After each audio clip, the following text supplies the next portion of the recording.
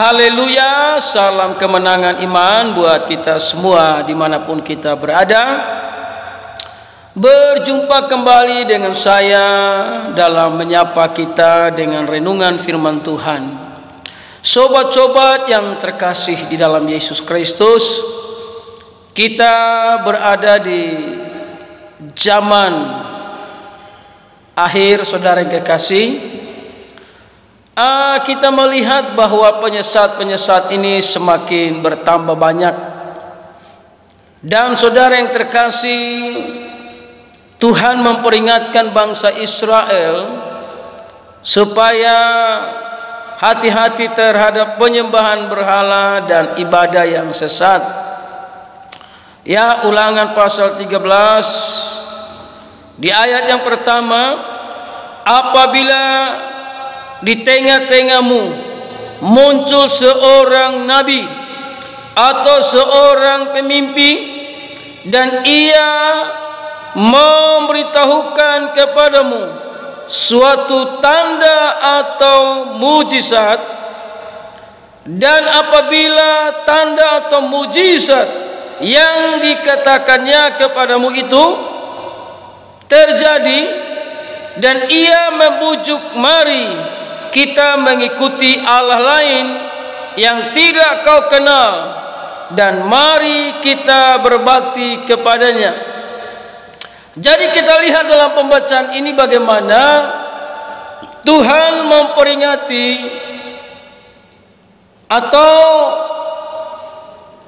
peringatkan kepada bangsa Israel agar mereka tidak mudah terombang-ambing apabila ada seorang nabi yang berbicara tentang tanda dan mujizat.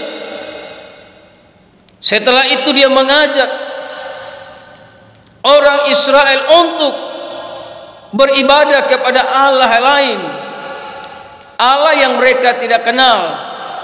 Maka nabi itu harus dilempari dengan batu sampai mati karena dia mengajak untuk disesatkan.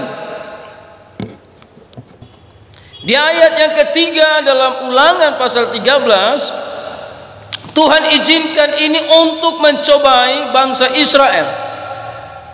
Maka janganlah engkau mendengarkan perkataan nabi atau pemimpi itu, sebab Tuhan Allahmu mencobai kamu untuk mengetahui apakah kamu sungguh-sungguh mengasihi Tuhan Allahmu dan dengan segenap hatimu dan dengan segenap jiwamu.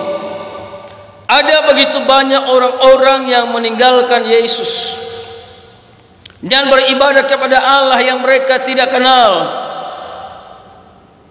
Saudaraku yang terkasih, semuanya ini Tuhan izinkan untuk mencobai hati kita. Apakah kita sungguh-sungguh mengasihi Allah?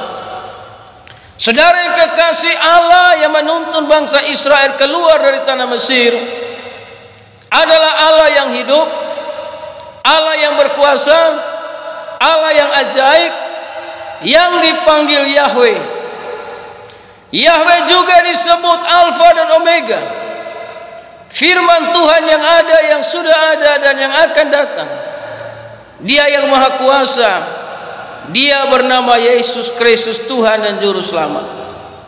Jadi kalau ada seorang nabi yang berkata bahwa dia mendapatkan firman Allah atau mendapat pewahyuan, tapi kalau dia mengajak orang-orang untuk menyembah Allah yang tidak kenal, Allah yang tidak berkuasa, Allah yang tidak bisa menampakkan diri, maka kita harus tolak nabi itu. Sebab nabi yang benar adalah nabi yang mendapatkan firman Allah dan mengajak orang-orang Israel untuk menyembah kepada Allah yang mereka kenal, yaitu Allah yang membawa mereka keluar dari tanah Mesir menuju ke tanah perjanjian. Allah itu disebut Yahweh. Nah, di dalam perjanjian baru Allah yang hidup itu datang memperkenalkan namanya, Yesus Kristus sebagai Tuhan dan Juru Selamat. Jika ada nabi yang menentang Yesus Kristus sebagai Tuhan dan Juru Selamat, maka kita harus tolak nabi itu. Sekalipun dia mendapatkan firman Allah, tapi dia mengajak orang-orang untuk tidak menyembah Yesus, maka nabi itu kita harus tolak dia, karena dia sementara mengajarkan atau mengajak agar orang-orang disesatkan, tidak bisa menerima anugerah keselamatan. Jadi saudara yang terkasih, di ayat yang ketiga dalam Ulangan 13, maka janganlah engkau mendengarkan perkataan nabi atau pemimpi itu, sebab Tuhan Allahmu mencoba kamu untuk mengetahui apakah kamu sungguh-sungguh mengasihi Tuhan Allahmu dengan segenap hatimu dan dengan segenap jiwamu. Jadi mari kita mengasihi Tuhan dengan segenap hati kita, segenap jiwa kita. Jika kita meninggalkan Yesus, maka kita tidak tahan dalam pencobaan itu, sehingga kita meninggalkan anugerah keselamatan. Sebab itu mari mengasihi Tuhan Yesus dengan segenap hati kita.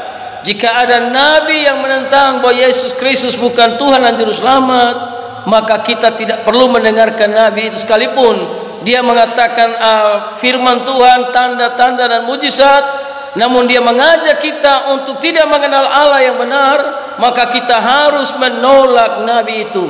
Sebab itu saudaraku yang kekasih, siapa yang menolak Yesus sebagai Tuhan dan Juru Selamat, maka kita harus tolak itu.